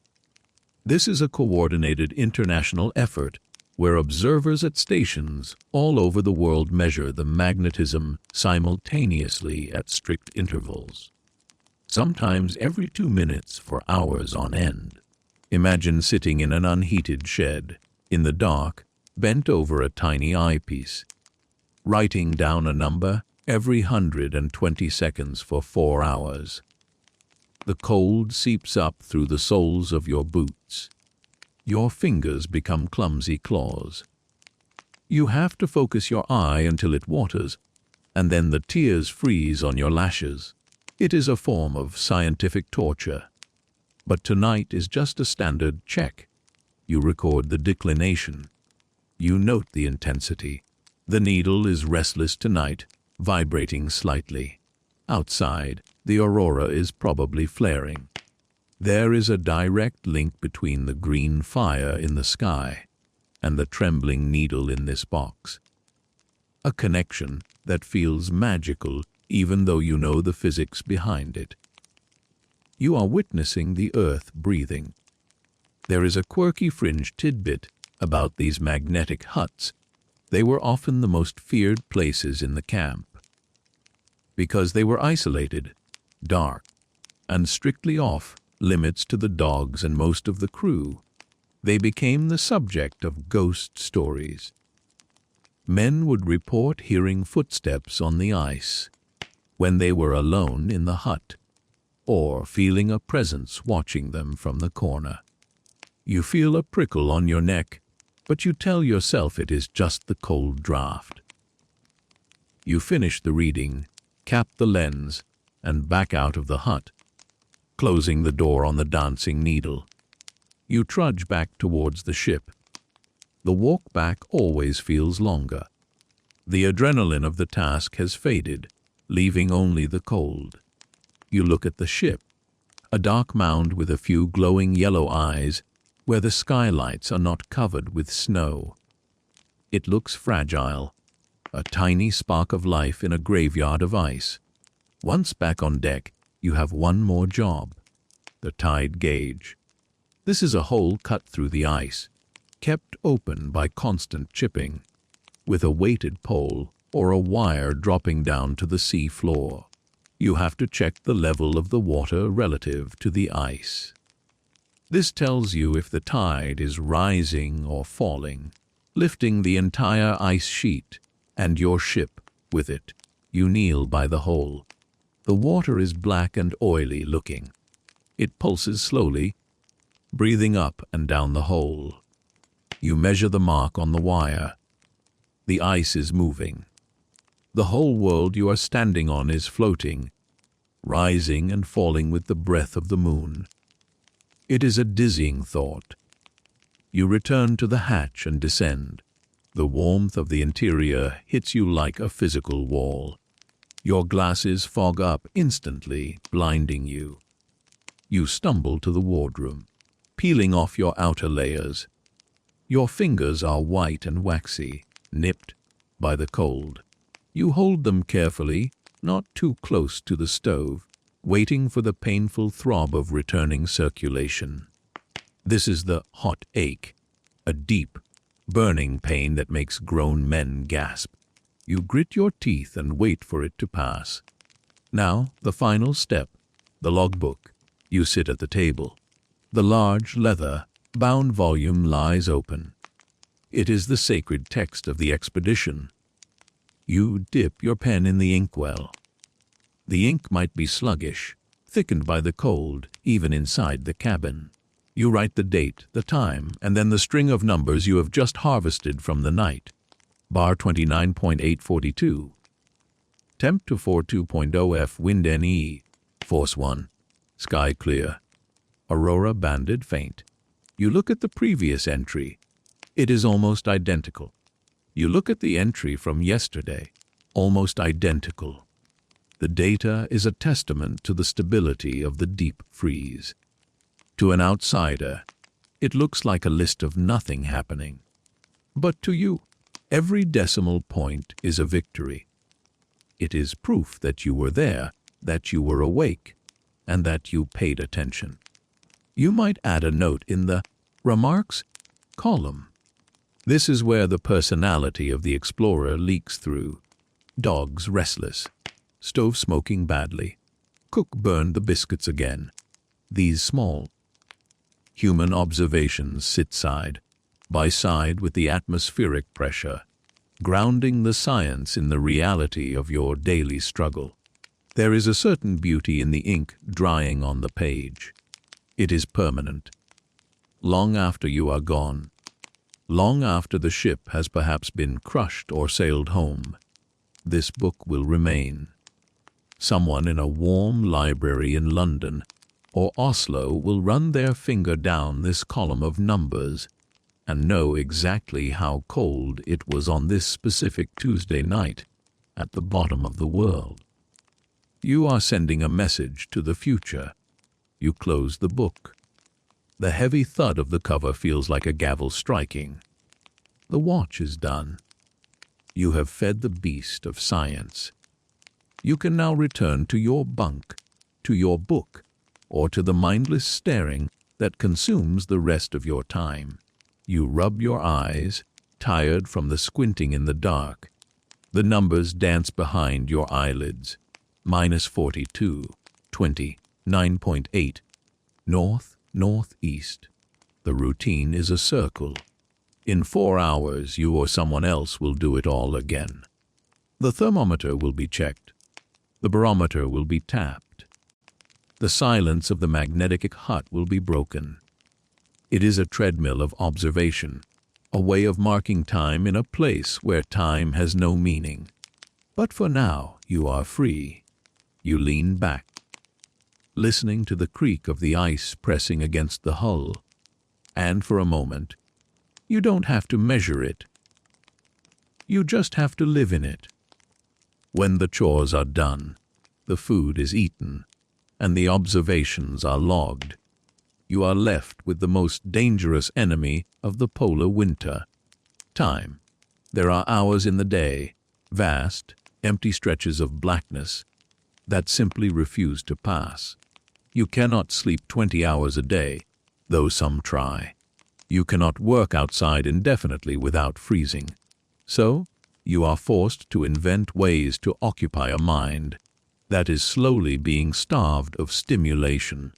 The ship becomes a sealed container of 30 bored men, and the result is a strange, intense culture of games, reading, and mild obsession. You retreat to your bunk or a corner of the wardroom with a book. The ship's library is the most valuable treasure on board, more precious than the coal or the rum. It is a collection of perhaps 200 volumes, donated by well-meaning patrons or brought by the officers. But there is a problem: you have already read them all. You have read the novels of Dickens until you can recite the opening lines of Bleak House by heart. You have read the treatises on navigation, the biographies of generals, and the collections of sermons. You have even read the advertisements in the back of the magazines, memorizing the price of patent medicines and corsets in London 3 years ago. So now you are rereading. This is a different kind of reading. You are not looking for the plot. You know the plot. You are mining the text for texture. You spend 20 minutes on a single page, visualizing the description of a garden, trying to remember what the color green looks like. You debate with your shipmates about the motivations of a minor character in Vanity Fair. These fictional people have become as real to you as the men sitting across the table. You argue about their decisions, psychoanalyze their love lives, and gossip about them as if they lived in the next cabin. There is a mainstream historical fact that underscores the desperation of this literary hunger. On some expeditions, the men would divide a particularly popular book into sections, ripping the binding apart so that 3 people could read different parts of the same novel simultaneously, trading chapters like currency. You hold a sheaf of loose pages, treating them with the delicacy of a holy relic. The paper is soft, worn by dozens of thumbing hands, stained with tea and tobacco. When the eyes tire of print, the cards come out. Whist is the king of polar games. It is strategic enough to require focus, but repetitive enough to be soothing. You play whist for hours. The slap of the cards on the wooden table becomes the soundtrack of the evening. The cards themselves are soft and swollen with the dampness, their edges frayed. You know every mark on every card. You know that the Queen of Hearts has a small tea stain on her corner, and that the 7 of Spades has a bent corner. This makes bluffing impossible, but nobody cares. The game is the ritual. You play for stakes that are purely theoretical. You bet thousands of pounds you don't have, or you bet imaginary estates in the countryside. Sometimes you bet chores. The loser has to mend the winner's socks or fetch the next bucket of coal. These small wagers add a frisson of excitement to the endless shuffling.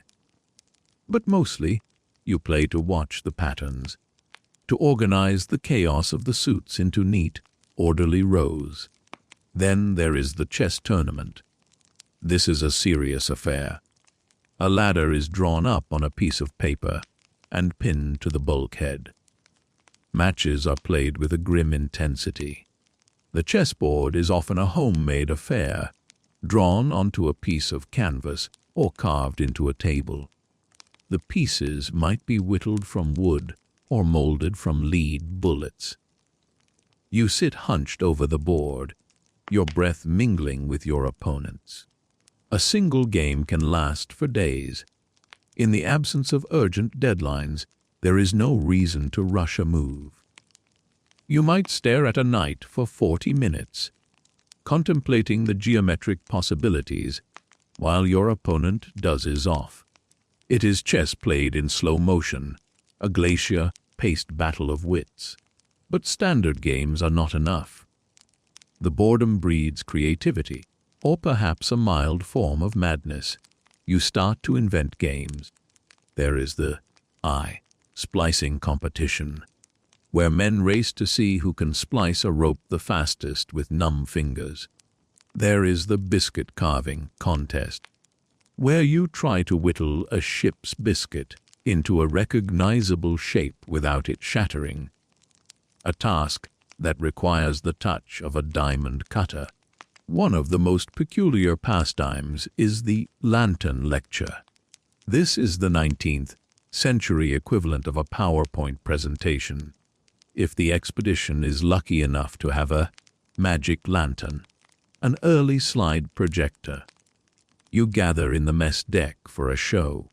The lantern hisses and smells of burning oil. Glass slides, hand-painted or photographic, are slotted in. You see grainy images of the pyramids, or the streets of Paris, or diagrams of steam engines. The doctor might give a lecture on the anatomy of the penguin. The geologist might talk about rock formations. It doesn't matter what the topic is. You sit there, captivated by the glowing rectangle on the sailcloth screen, drinking in the visual novelty. You heckle the presenter gently. You ask absurd questions. It is a semblance of a social life, a theater at the end of the world. Music is vital. Every expedition has a few instruments: a fiddle, a banjo, a squeezebox, or a flute. The ship's band practices regularly. They are usually terrible, but their enthusiasm is boundless. They play the popular songs of the music halls, sentimental ballads about mothers and sweethearts, and sea shanties that have a rhythmic, stomping beat. You join in the singing, the sound of 30 men singing Daisy Bell, or The Girl I Left Behind Me, at the top of their lungs drowns out the groaning of the ice. It is a defiance of the silence. The music vibrates in your chest, loosening the tightness of the isolation.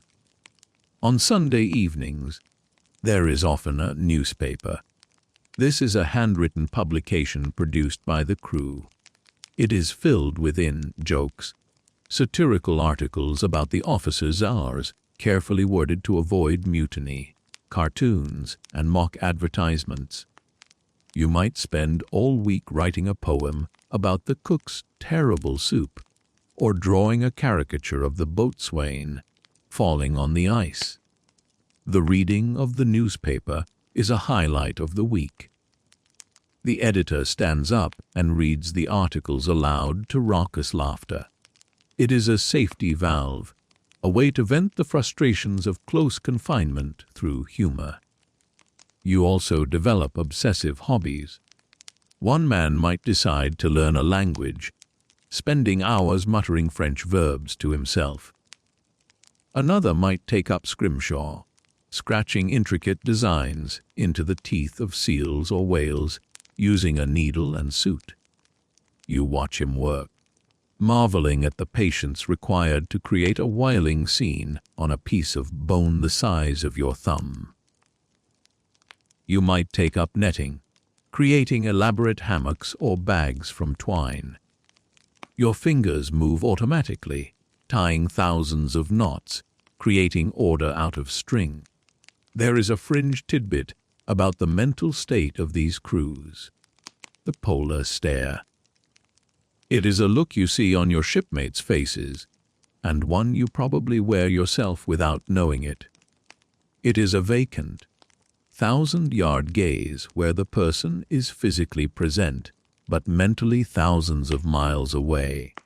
You catch yourself staring at a knot in the wood of the table for an hour, your mind completely blank. It is a form of hibernation for the brain. You are conserving mental energy, just as you conserve physical heat. Sometimes, the boredom is broken by the theatricals. The crew puts on a play. This involves weeks of preparation. Costumes are sewn from old blankets, canvas, and whatever colorful scraps can be found.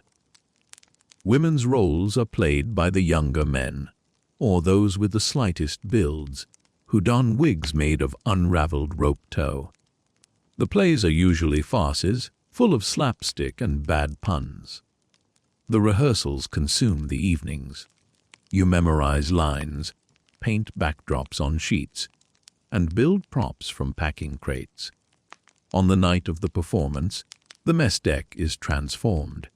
Officers and men sit together, laughing at the absurdity of a bearded man in a rope wig pretending to be a Victorian duchess. For 2 hours, you are not on a frozen ship. You are in a theater in London. The suspension of disbelief is total because it is so desperately needed. But beneath the laughter and the games, there is always the undercurrent of the waiting. You check the calendar obsessively. You cross off the days. You calculate the percentage of the winter that has passed. We are 40% through. You tell yourself, only 60% left. You become a mathematician of time. You also become a student of the ship's cat, if there is one. The cat is the only creature that seems perfectly content. It sleeps for 20 hours, hunts imaginary mice in the hold, and tolerates the affection of 30 lonely men. You watch the cat play with a piece of string and feel a pang of jealousy. It doesn't know it is trapped. It doesn't know about the ice pack. It just lives in the eternal present. You try to emulate the cat. You try to just be. In the quiet moments, late at night when the card games have ended, you write in your journal. This is a conversation with yourself. You pour out the boredom, the petty annoyances, the fears you can't admit to the others. Jones is chewing his tobacco too loudly again. You write, I would give a year's pay for a green apple. The journal is your confession booth. You write to prove you are still a thinking, feeling individual, not just a cog in the survival machine. You also spend time mending. Everything wears out. Your socks have holes. Your mittens are thinning. You sit with a needle and thread, darning the wool. It is women's work back home, but here it is a survival skill. You weave the yarn over and over, closing the gaps. The repetitive motion is soothing. You are fixing something. You are making it whole again. It gives you a sense of agency in a world where you have very little control. Sometimes you just listen. You lie in your bunk and listen to the ship. It talks. The wood contracts with the cold, popping like a gunshot. The ice presses against the hull, making it groan and squeal. You learn to interpret these sounds. A sharp crack means the ice is splitting nearby. Lead. might be opening. A low, grinding rumble means the pressure ridges are building. The ship is your shell, and you are listening to the ocean trying to crush it. It is a terrifying lullaby, but you get used to it. You can sleep through a noise that would make a landsman panic, but you wake up instantly if the silence feels wrong.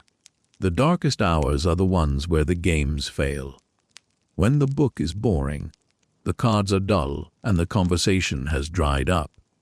Then the big questions creep in. Will the ice ever break? Will the ship hold?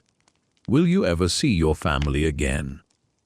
This is the long night of the soul. You fight it with routine.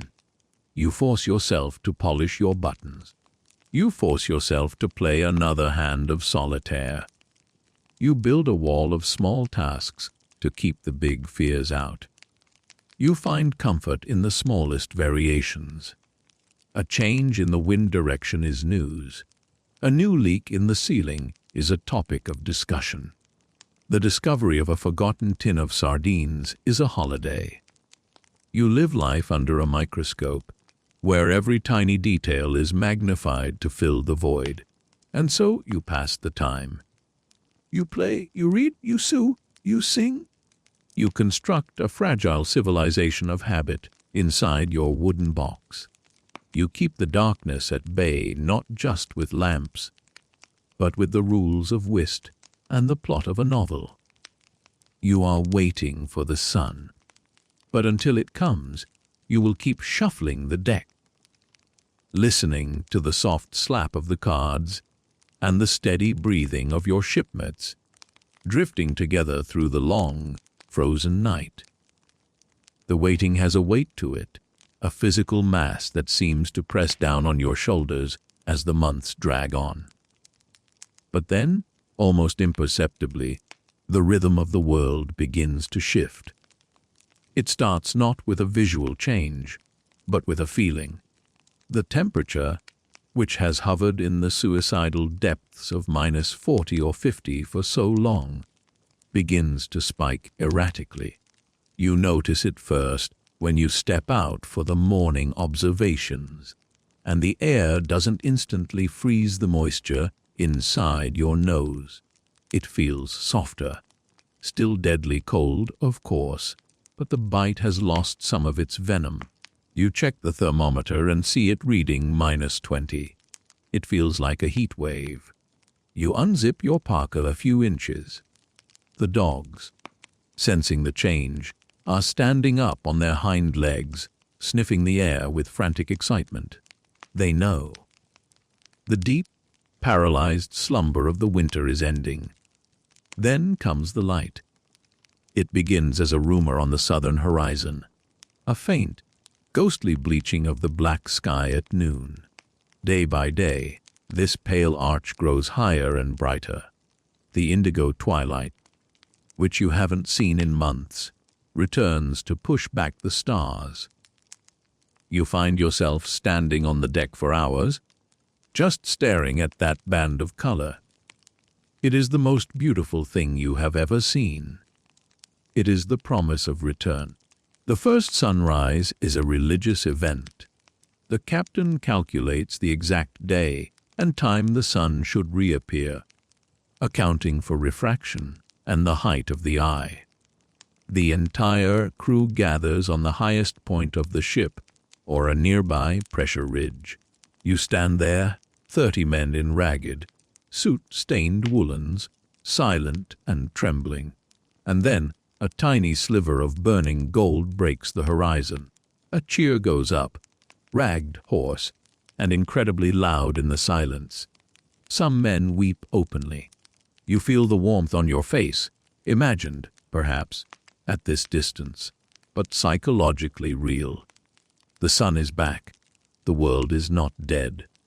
But the return of the sun brings a new sound, one you haven't heard since the ship was first beset. Noise. The ice is waking up. The rising temperature causes the vast sheets of pack ice to expand.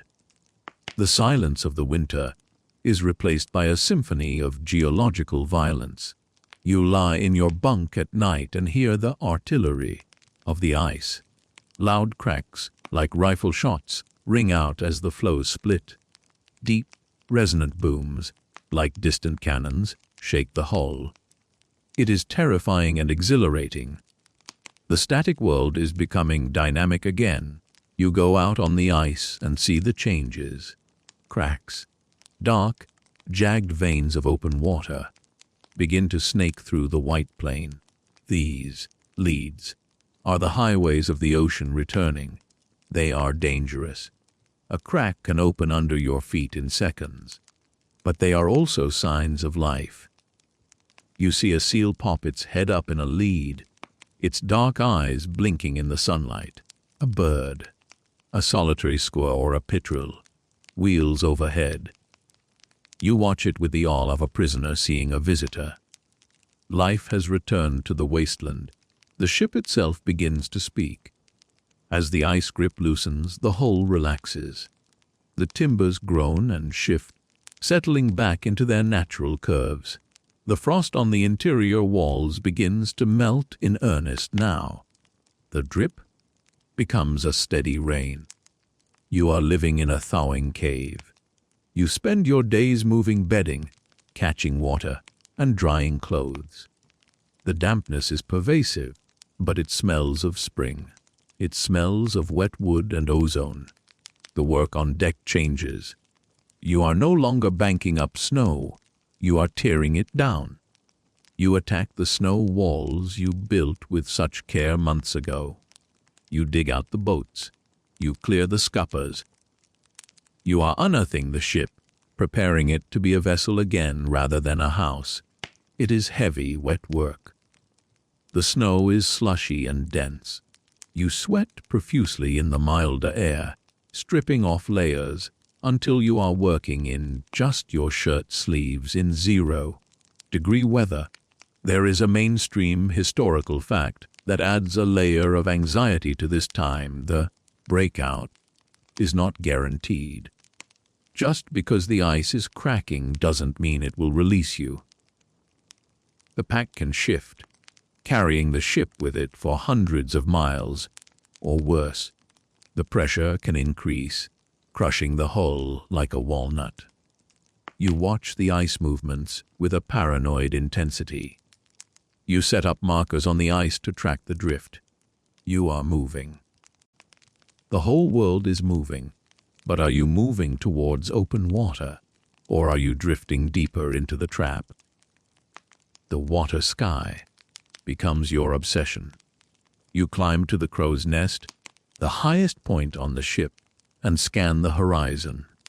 You are looking for a dark reflection on the underside of the clouds, the telltale sign of open water miles away. Water sky to the north. A lookout shouts.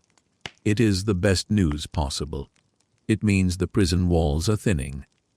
One morning you feel it, a distinct, sickening motion. The ship rolls. It is a tiny movement, a sluggish sway, but it is unmistakable. It is the swell of the ocean.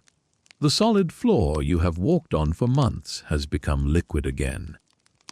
The sensation is dizzying. Your inner ear, calibrated to stillness, rebels. Men stumble on the deck, laughing. The ship is alive! It is floating! The final breakout is chaos. The ice cracks around the hull with a deafening roar. The ship shudders and lurches free. You are suddenly surrounded by churning water and grinding ice blocks. The engine is fired up, the boiler having been slowly warmed for days, and the black smoke pours from the funnel, a triumphant banner against the blue sky. The screw turns, churning the slush. The ship moves under its own power. You are a sailor again. You stand at the rail, watching the winter camp recede. The piles of discarded refuse, the dark stain of the ash dump, the trodden paths in the snow. They are left behind. You are leaving the place where you lived, slept, and waited for half a year. It feels strange, a mix of relief and a peculiar nostalgia. You survived. You waited out the night. The wind hits your face, carrying the salt spray. It is cold, wet, and invigorating. You take a deep breath, filling your lungs with the air of the moving ocean. The boredom is over. The silence is broken. You are going home. And as the ship picks up speed, threading its way through the leads, you look back one last time at the white horizon. It is vast, indifferent, and beautiful. You have seen the end of the world, and you have come back. You turn your face forward, towards the open sea, towards the green world, towards the noise and the color and the life that is waiting for you. The long wait is finally, wonderfully, over. Now, let the image of that ship fading into the distance soften in your mind. The white ice, the gray water, the bright sun, let them all blend into a gentle, misty light. The excitement of the departure fades, replaced by a deep, settling calm. The journey is done. The work is finished. There are no more thermometers to check, no more ice to shovel, no more watches to keep. You are back in the warmth, back in the safety of your own space. The cold of the polar night is just a story now, a memory of a chill that makes the blanket around you feel even heavier, even warmer. You can feel the quiet of the room you are in, a different kind of quiet than the Arctic silence. It is a friendly quiet, a soft stillness that wraps around you like a comfortable coat. Let your breathing slow down, matching the slow, gentle swell of a calm sea. In, out, steady and rhythmic. Your muscles, tight from the imaginary cold and the phantom labor, are loosening. Your shoulders drop. Your hands unclench. Your legs feel heavy and relaxed. You are sinking deeper into the mattress, just as the ship settled into the ice. But this time there is no tension, only release. Think of the darkness of the polar winter, not as something scary, but as a velvet curtain pulled shut to let you sleep. A long, uninterrupted night where nothing is expected of you. You can just drift. You can just be. The stars are watching over you, silent and steady. The aurora is dancing slowly behind your closed eyelids, a wash of soothing green and violet light. The world outside is turning slowly, just as the seasons turn.